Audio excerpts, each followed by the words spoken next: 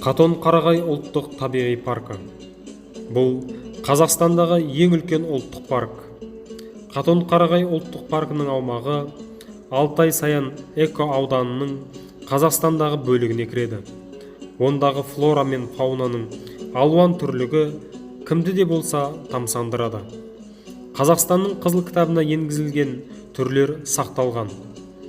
Алдын ала алынған мәліметтерге қарағанда, парк аумағында тамырлы өсімдіктердің 1000-нан аса түрі өседі. Олардың ішінде 30 түрі қызыл кітапқа енген.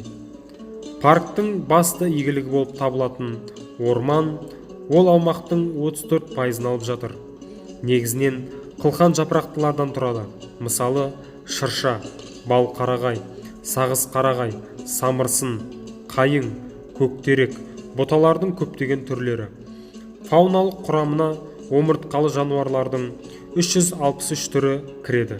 Сүйекті балықтар, қосмекенділер, бауырмен жорғалаушылар, құстар, сүтқоректілер, олардың біразы қызыл кітапқа енгізілген.